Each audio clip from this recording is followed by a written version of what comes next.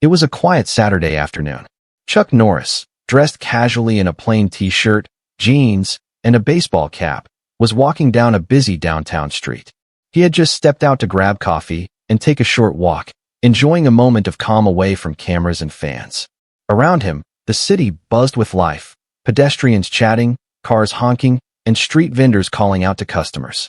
Chuck's presence didn't draw any attention at first. To the crowd, he looked like any ordinary man, blending into the hustle of the city. But not everyone saw him that way. Two police officers in a patrol car had been patrolling the area, looking for suspicious activity. One of them, tall and stern, noticed Chuck walking alone. Without a second thought, he gestured to his partner and stepped out of the vehicle.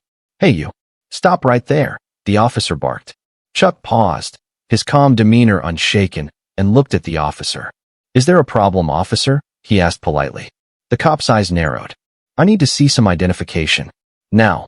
Chuck reached into his pocket and handed over his ID without hesitation. The officer studied it, but his expression did not soften. "What are you doing here? You look out of place. You live around here." Chuck replied evenly. "I'm just walking. Nothing else. I live nearby." His tone was calm, almost fatherly, but firm. He didn't raise his voice, didn't argue, didn't show frustration. The officer wasn't satisfied. "You people don't just stroll down the street like it's yours. Step aside while we ask some questions." His partner remained silent, watching Chuck closely. Pedestrians had begun to notice. Phones were slowly being raised, recording the tense interaction. Chuck's casual composure contrasted sharply with the officer's aggression.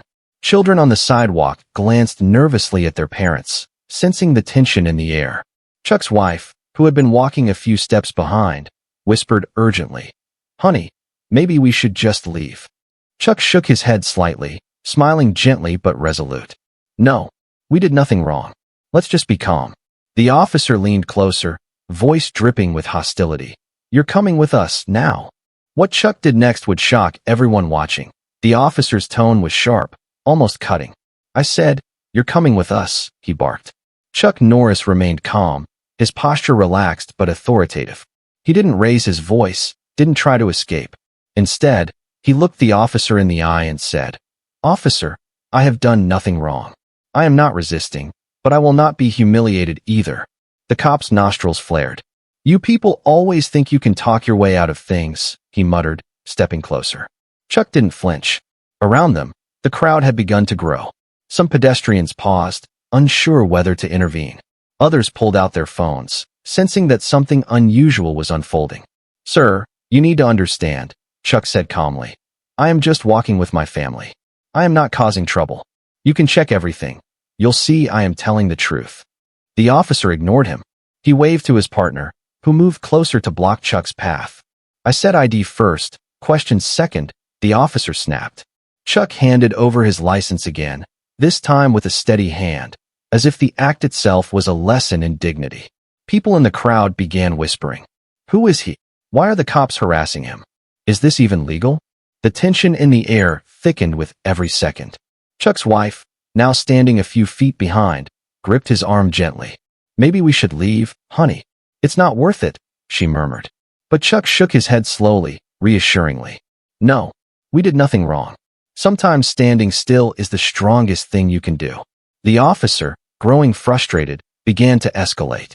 "Step aside, or I will handcuff you right here," he shouted. The words reverberated through the small crowd. A few onlookers whispered to each other, filming secretly. Their phones caught every movement, every tense glance. Chuck didn't step aside. Instead, he kept his gaze steady, unafraid. "Officer," he said calmly but firmly, "I understand your job, but you cannot treat someone this way without cause.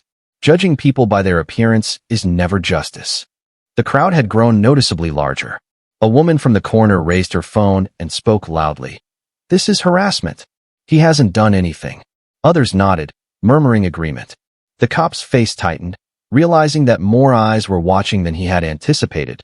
If you've ever seen someone treated unfairly by authority, comment below your city or country where you're watching from. The cop's partner, sensing the tension, glanced nervously at the crowd. Chuck's calm demeanor contrasted sharply with the officer's agitation, and the bystanders began to whisper even louder. Some children tugged at their parents' hands, scared by the harsh tones, but sensing the courage radiating from Chuck. Minutes felt like hours. Chuck's firm, yet non-confrontational presence seemed to slow time. Each word he spoke carried weight. He was not just defending himself. He was demonstrating that respect and dignity were more powerful than intimidation. Finally, the officer, clearly growing impatient, leaned even closer. "Do you think you're above the law?" he demanded. Chuck remained silent for a heartbeat, letting the question hang in the air, then replied evenly, "No, officer. The law is for everyone. That is why it should be applied fairly, not based on assumptions or appearances." A few brave bystanders moved closer, recording every interaction. Phones tilted, flashes blinking. The officer, now visibly flustered, barked orders at them to step back. But the crowd ignored him. People had begun murmuring in disbelief. Why is he being treated this way? Chuck's calmness was almost magnetic. Even those initially intimidated by the scene found themselves drawn to his words. He spoke with a quiet authority that made the officer's aggressive tone seem petty, small, and almost ridiculous in comparison. The tension had reached a point where the crowd was holding its collective breath. Every person recording on their phones knew they were witnessing something extraordinary, a simple man standing firm against unjust authority. And still, Chuck's family remained close but unshaken, relying on his strength. His calm refusal to escalate had turned the tables in a subtle way, showing that courage doesn't always roar. It can stand quietly, firmly, unshakable. The officer, now red-faced and frustrated, glanced around at the growing crowd. Whispers started spreading. Who is this man? He carries himself like someone important. Little did the officer know, the answer would soon shock everyone watching. As the officer grows more hostile, a few bystanders begin whispering among themselves. Wait, isn't that Chuck Norris? What happens next will leave everyone stunned. The air around the small crowd had grown thick with tension. The officer's anger was now almost palpable, each word and gesture sharper than before. "I've had enough of your smart talk. Step aside now, or I will handcuff you right here," he shouted. Chuck Norris didn't flinch. He remained calm, his posture straight, his hands relaxed at his sides. He looked directly at the officer, his eyes steady, his voice low but commanding. "Officer, I am not resisting. I am merely standing here, defending my right to be treated fairly. You have no reason to humiliate me, and raising your voice changes nothing." The officer's face darkened with frustration. He stepped closer, towering over Chuck, attempting to assert authority through sheer intimidation. Chuck remained unmoved. His calmness seemed to amplify the tension rather than diminish it. Chuck's wife, sensing the danger, stepped forward, whispering urgently, "Honey, please. Let's just go. It's not worth it." Chuck gently placed his hand on her shoulder, shaking his head slightly. "No," he said softly but firmly. "We did nothing wrong." Sometimes, standing still with dignity is the strongest move. Around them, the crowd had grown. People were whispering, phones were raised, and the murmurs began to turn into quiet discussions. "Why are the cops harassing him like this?" one bystander whispered. "He hasn't done anything," another added. The tension in the air was electric, and every person felt the weight of the moment. The officer's partner, sensing the growing unease, glanced nervously at the crowd. He tugged at his sleeve, uncertain, but his partner, the one holding all the aggression, was not yet ready to back down. "I don't care who you are," the officer spat. "You'll follow my orders." Chuck Norris tilted his head slightly, his calm demeanor unbroken. "I will follow the law, officer," he said evenly. "But the law does not allow harassment or intimidation based on assumptions or appearances. You can choose to do your job correctly, or you can choose to humiliate yourself. The choice is yours." The crowd was visibly moved. Even those who had been quiet at first leaned in, captivated by his words. Children clutched their parents' hands, sensing the seriousness but also witnessing a powerful example of courage without aggression. Some bystanders whispered excitedly among themselves, starting to recognize something familiar about him. A few phones tilted subtly, recording every word. The officer, frustrated and flustered, shouted at the growing crowd to move back. "Step aside. Stay out of this." But the crowd didn't retreat. Instead, they watched, silently, as Chuck continued to stand firm. His calmness contrasted sharply with the officer's growing hostility, and it became clear who held the moral high ground. If you were in Chuck's place, what would you do? Comment below. The officer, clearly losing control, clenched his fists and leaned in closer. You think you can talk your way out of this, huh? He demanded. Chuck Norris stayed silent for a heartbeat, letting the aggression hang in the air. Then, calmly but firmly, he said, "No, officer. I do not need to talk my way out of anything. I am standing here because I am right, and I will not allow anyone to be treated unjustly, starting with me." The words were deliberate, measured, and carried weight. The crowd, previously silent, now began whispering among themselves. Some nodded in approval. Others shook their heads at the audacity of the officer's behavior. The tension was unbearable, yet Chuck's composure only heightened it further. Minutes passed. The officer was visibly sweating, his face turning red. His partner kept glancing at the crowd, realizing that their actions were being scrutinized by more witnesses than anticipated. Chuck's calm defiance had transformed the small street corner into a stage where courage, dignity, and moral authority were on full display. Even Chuck's wife and children watched with awe. Though the situation was tense, they knew Chuck's strength wasn't in his fists or fame. It was in his unwavering commitment to integrity. Every word he spoke, every calm gesture, showed that true courage is measured not in aggression, but in how you stand against injustice. The officer's temper finally reached a breaking point. He barked once more, "Step aside." Now, the crowd held its collective breath, phones recording, hearts pounding. But Chuck Norris didn't move. His calm gaze swept across the onlookers, silently communicating, "Courage does not flee in the face of fear." Little did the officer know, some bystanders were already whispering among themselves, "Wait, isn't that?"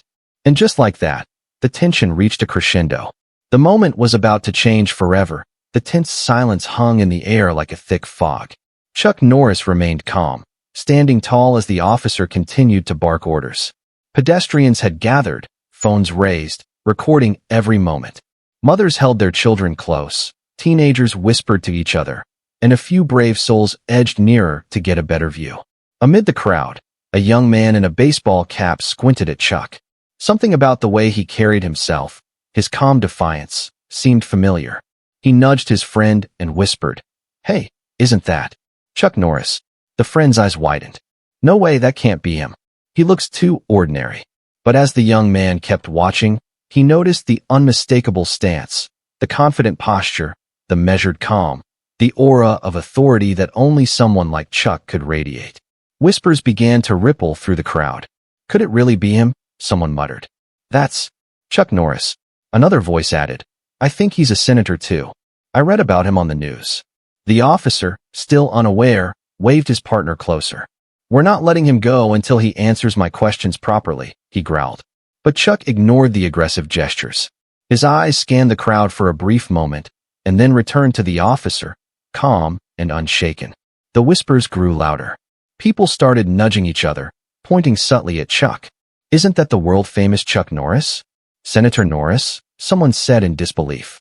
A young woman, holding her phone ready, whispered, "I can't believe they're trying to arrest him in public."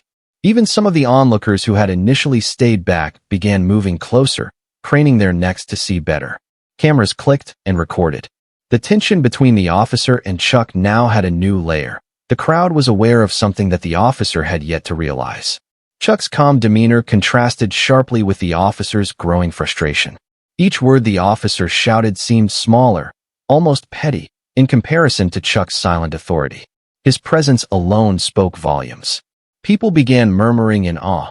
"He doesn't need to fight back. He's just standing there, and it's enough." Some teenagers exchanged excited glances. "This is insane. They're about to arrest Chuck Norris," one said. "Do you realize who he is?" Chuck, aware that people were starting to recognize him, didn't flaunt his identity. He remained humble. He knew that revealing himself prematurely could escalate the situation unnecessarily. Instead, he let the whispers ripple through the crowd, letting the officers feel the tension mounting without anyone needing to shout. The officer, completely oblivious, continued his aggressive questioning. "Do you have any idea how serious this is? Step aside." But Chuck's calm refusal to comply respectfully, without aggression, was already sending a message to everyone watching. People began taking sides silently, impressed by his poise and courage. A few bystanders stepped closer, trying to record better angles on their phones. "This is going to go viral," one muttered. "I need to capture this." Meanwhile, a middle-aged man in the crowd nudged his friend, whispering urgently, "I'm telling you, that's the senator. That's Chuck Norris. He's a U.S. senator." The friend's jaw dropped. "No way. The cops have no idea who they're messing with." The officer, sweating and clearly frustrated by the crowd's energy, barked again. "Stay back. Everyone stay back." But it was too late. People were already talking, filming, and the whispers of Chuck's fame and political status were spreading like wildfire. Even Chuck's wife and children could sense the shift in the atmosphere. The tension remained, but now it was tempered with recognition and awe. The crowd had started to side with Chuck silently, and the officers were losing authority, not because Chuck had done anything aggressive, but because of the respect and stature he commanded naturally. The officer still doesn't realize who he's confronting. But Chuck knows the moment is near when justice will reveal itself. When he finally speaks, it will silence the entire crowd, and the cop. The officer's face was red with frustration, beads of sweat forming at his temple. Every word he shouted seemed only to highlight his own insecurity. Chuck Norris remained calm, a stark contrast to the storm of hostility before him. The crowd had grown noticeably larger, now surrounding the tense scene, phones raised, eyes wide, whispering, recording. "Enough." Chuck finally spoke, his voice calm but commanding. The word itself cut through the chaos, drawing the attention of every bystander. People turned their heads instinctively, feeling the weight of authority in his tone. "Enough," he repeated, slower this time, letting the word resonate. The crowd went silent. Even the officer froze mid-sentence, startled by the sheer calm power in Chuck's presence. "You don't need to raise your voice to assert authority," Chuck continued, his voice steady, unwavering. "True authority comes from justice, respect, and fairness, not intimidation, threats, or assumptions based on someone's appearance." The officer took a step back, trying to regain control. "You think you can lecture me?" he snapped, but his tone lacked conviction. Chuck didn't flinch, didn't raise his voice, didn't make a threatening move. Instead, he let his gaze sweep the crowd, ensuring everyone was listening. "I am standing here because I am innocent," Chuck said calmly. "I am standing here because I have done nothing wrong. But even if I had, your job is not to harass, intimidate, or humiliate anyone. That is not justice. That is not law enforcement. That is abuse of power." The crowd had gone completely silent, hanging on every word. Even the pedestrians who had initially just stopped out of curiosity now watched in awe. Mothers clutched their children, teenagers whispered to each other, and phones recorded every moment. The whispers from Part 4, about Chuck's possible fame, grew louder, though Chuck still said nothing of his identity. "You may have authority over the law, but you do not have authority over respect," he continued, voice firm but controlled. "You may try to humiliate me, threaten me, or frighten me, but courage is not measured by aggression. True courage is standing for what is right, calmly, even when threatened. And fairness is giving every person their due, without bias, without judgment, without hate." The officer's jaw tightened. He realized the crowd was now silently judging him. Every person recording, every whisper, every glance was a silent verdict. Chuck's words weren't just directed at him. They resonated with everyone watching, silently educating them on justice, dignity, and moral authority. A young bystander in the crowd whispered, "Wow, he's not just calm, he's commanding respect without moving an inch." Another muttered, "That's Chuck Norris, isn't it?" The whispers spread quickly, reaching the ears of those who had not been paying attention earlier. Chuck didn't need to raise his voice. The calm confidence he displayed was like a physical force, and the officer felt it in the pit of his stomach. He tried to shout again, but the words seemed hollow now, ineffective in the face of Chuck's unwavering stance. Chuck paused, letting the silence work for him. The crowd leaned in, sensing the moment of moral triumph approaching. "Remember this," Chuck said, slowly and deliberately. "No one should ever be judged by how they look, where they come from, or what assumptions you make. Respect, fairness, and justice are stronger than fear, aggression, and ignorance." The words hung in the air like a tangible force. Even the officer's partner, who had been silent until now, looked uneasy, glancing at the crowd and then at Chuck.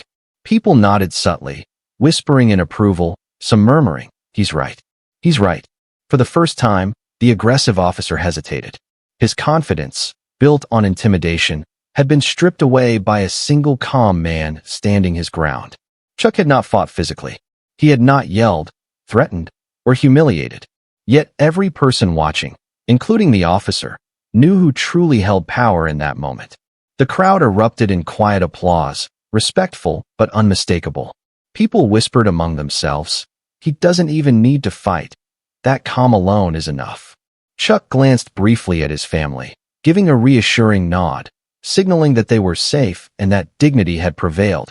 And just when the officer thought he might regain control, a bystander steps forward, revealing Chuck Norris' true identity. The crowd gasps, the officers freeze, and the moment of reckoning begins. The tension in the air was almost unbearable. The aggressive officer, red-faced and flustered, was beginning to realize that his intimidation tactics had failed. Chuck Norris stood calmly, his presence commanding the street, every word and gesture radiating authority. The crowd had grown larger, forming a semicircle around the unfolding confrontation. Phones were raised, capturing every second, whispers spreading like wildfire. A young bystander, emboldened by Chuck's calm stance, stepped forward. "Hey, isn't he Chuck Norris?" The words rippled through the crowd, growing louder as more people began to recognize him.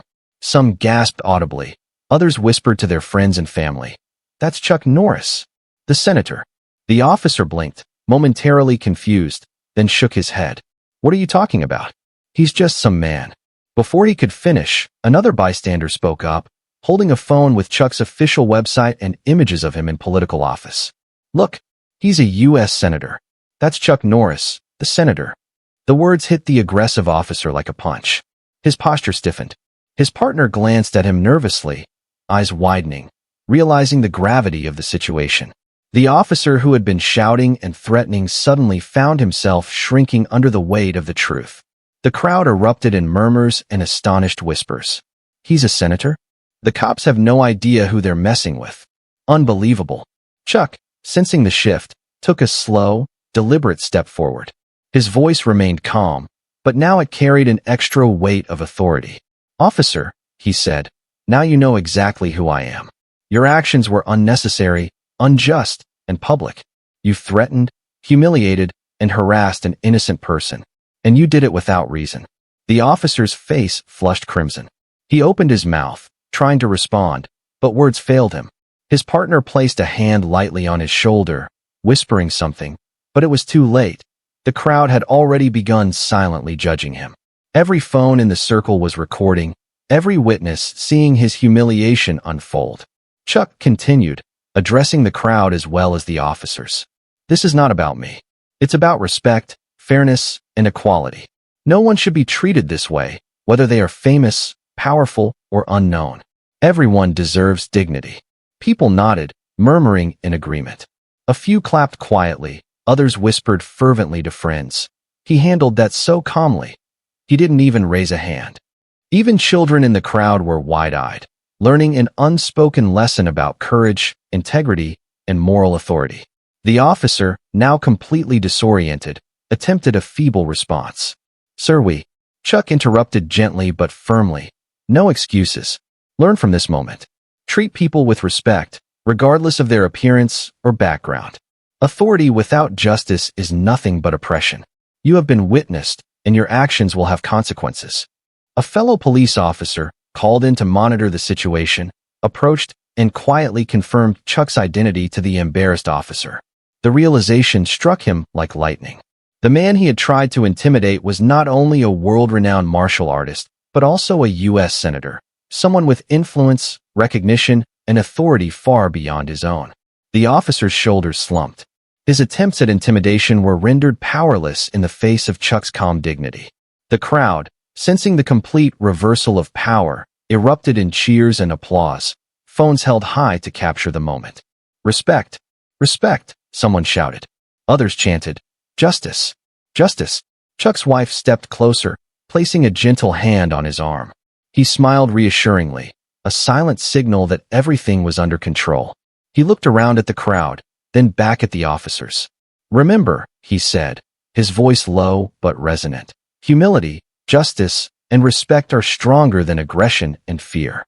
Let this be a lesson, not just for them, but for everyone watching." The officer finally looked down, mumbling apologies that barely carried over the applause. The crowd continued to cheer, phones flashing, recording, sharing every second. Bystanders began uploading videos online immediately. Within minutes, the footage was spreading across social media platforms, viewers from around the world witnessing the moral triumph unfold in real time. How would you react if someone disrespected you like that? Comment below. Chuck didn't gloat. He didn't raise his voice or mock the officer. Instead, he had achieved the ultimate victory with restraint, composure, and integrity. The moral lesson was clear. True strength is measured not by force, but by calmness, fairness, and courage in the face of injustice. As the crowd slowly dispersed, the officers remained, humbled, learning firsthand the consequences of arrogance and racial profiling. Chuck Norris, U.S. Senator, had once again turned a moment of conflict into a powerful lesson in dignity and respect. Within minutes, the footage of the tense confrontation between Chuck Norris and the aggressive officer went viral. Smartphones from the crowd captured every moment. The officer's red face, Chuck's calm composure, and the stunned reactions of the onlookers. Social media platforms erupted with shares, comments, and debates. Millions of viewers worldwide were witnessing firsthand the power of dignity, courage, and respect. News outlets picked up the story quickly.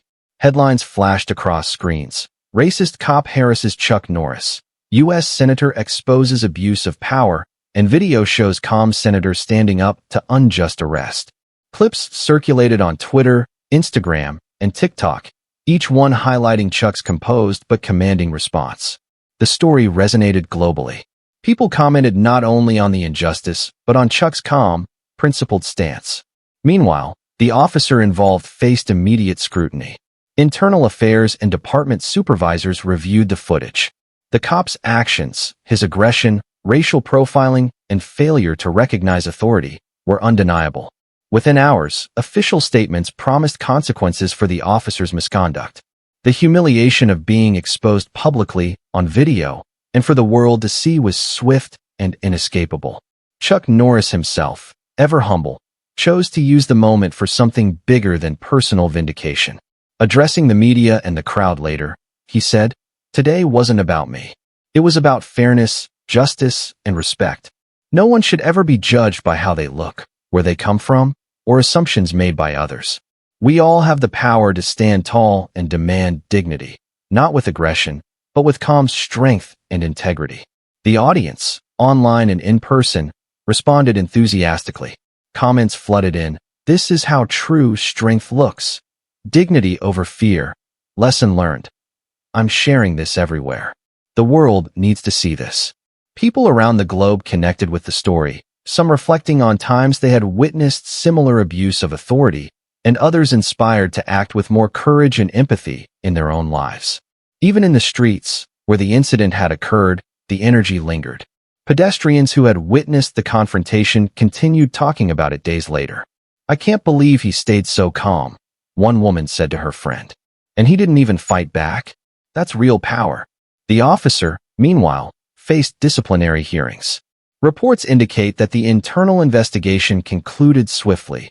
He would be reprimanded and retrained, with the potential for suspension or termination depending on further review.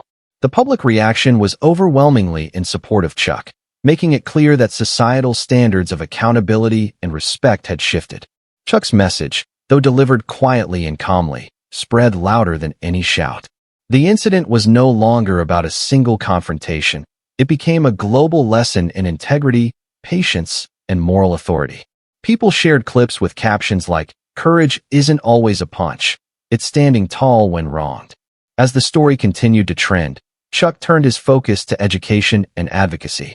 He emphasized the importance of standing against injustice wherever it occurs, treating everyone with fairness, and knowing that humility and composure are among the most powerful tools in confronting wrongdoing. Type respect in the comments if you believe no one should be judged by appearance, and subscribe for more inspiring stories like this one. Remember, true strength comes from standing tall, calmly, firmly, and with integrity. By the end of the week, millions had watched the viral video. Chuck Norris' calm response became a benchmark for public behavior, a lesson in moral courage for both citizens and authorities alike. The incident was not just about correcting one officer's behavior. It became a worldwide conversation about dignity, fairness, and the quiet but unstoppable power of integrity. The story ended not with violence or aggression, but with respect. Chuck Norris, the U.S. Senator and martial arts legend, had turned what could have been a humiliating ordeal into a timeless lesson for the world. The officer learned firsthand the cost of arrogance and prejudice, and the crowd, online and in person, left with an unforgettable example of what it truly means to stand for justice.